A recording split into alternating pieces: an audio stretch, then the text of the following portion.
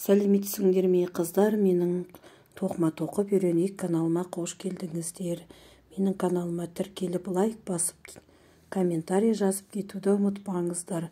Бүгін біз каналымызда, мына видеомызда әдемі слетке тоқимыз. Бұл слеткенің тоқу жолдары қыздар алдыңғы видеомды ашып қарасаңыздар болады. Төмендегі видеомның соңында описание қалдырам. Мына жерде дәл осылай көрсетіліп тұрғандай, мен өкшені бірден шығару жолдарынан бастап көрсетіп жатырмын. Себебі слетке алдындағы видеода көрсетілген.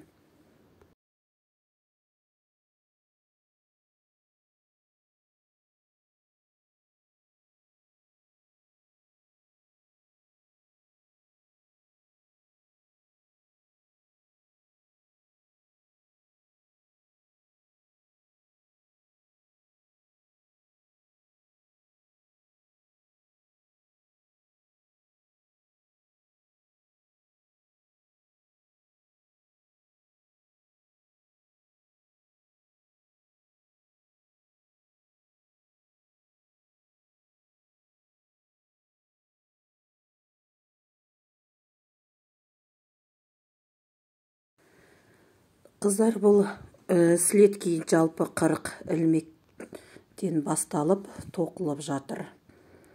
Барлығы алдымдағы видеода көрсетілді. Бүгін бұл слеткеді аяқтап болғаннан кейін әдемі гүлдер тоқитын боламыз. Міне мен осындай гүлдер тоқып қойдым. Қазір сіздерге бір гүлді тоқыпты көрсетемін. Оған сіздерге керекті ілмек біз керек болады. Яғни крючок деген сөз. Ортасы көктен бастадым. Мына жерде столбики без накида дейді.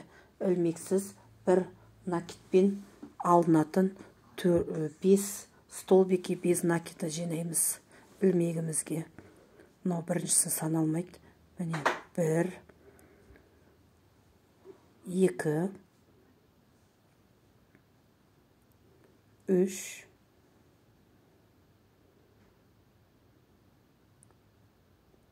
4, 5 және 6 тоқып отырмын. Бұл жерде 6 болғанмен жапырақтары 5 болады. Ортасындағы жіпті тартсаңыздар, өзі ортасы дөңгеленіп шығады. Енді осы жерде көк жіпті қазір ақ жіппен алмастырамыз.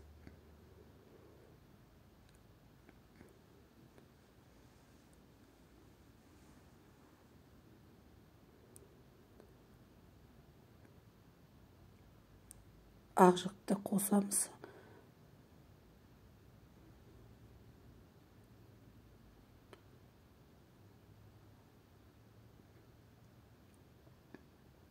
Артық көк жіпті кесіп тастаймыз. Бұл артық жіптен қорықпаңыздар. Бұл ең соңында біз нәскеге тіккен кезде осы жіптер өзіне керек болады. Осы жерден міне ақ жіпті кіргізіп аламыз. Ешқандай воздушный петля ештеңе алмаймыз. Бірден біріктірдік. Көк жіпті тартыңқырап қойсаңыздар.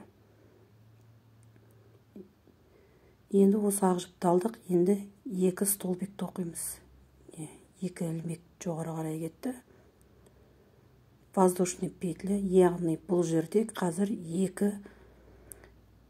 2 столбики с накидом, яғни ілмекті іліп аласыздар да, сосын барып 2 столбики тоқисыздар. Яғни столбики с накидом деген сөз. Но уже екіншісі маған осы үшеусі жеткілікті. Бір жапырақтың үшіншісі жеткілікті. Енді 2 столбики кетеді. Бұны мен келесі ілмекті көкке бітеймін. Міне бұлай қарай. Енді осы жерден тағы да 2 столбикіміз шығады. Келесі тағы да 2 столбик с накидом кетеді. Бұл уже бізде екінші жапырағымыз шығады. Міне дөңгеленіп 2 жапырақ шықты. Өздеріңізге қажет болса 6 жапырақ, 4 жапырақ, 3 жапырақ, өздеріңізге идеяларыңызға қарай ары қарай осы видеодағыдай тоқи берсеңіздер болады.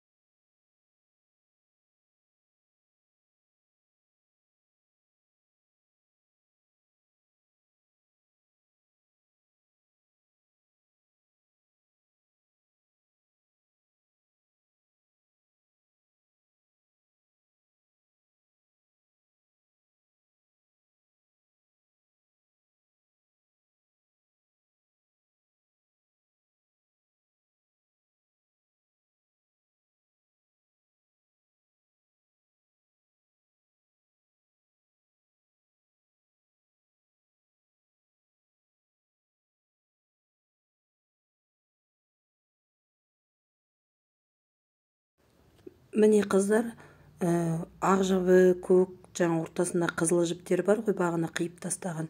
Сол жіптермен нәскиге бітеп шықтым ортасын. Енді жапырақтың шеттері мынандай сияқты қатты болып тұрсын десеңіздер, салақтамай жапырақтардың әрқайсысын инеге жіпті қадап, айналдырып тігіп шығатын боламыз.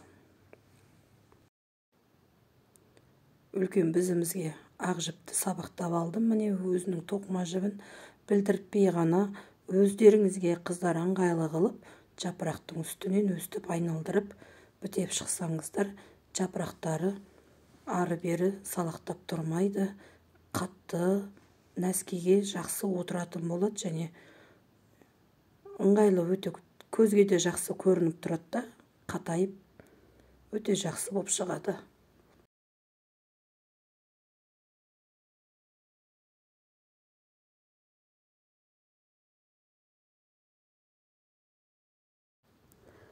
Міне қыздар, осындай слет киіміміз шықты, әдемі гүлдері бар. Қыздар, менің каналыма тіркеліп, лайк басып, қолдау көрсеткендеріңізге рахмет. Келесі видеода кездескенше сау болыңыздар.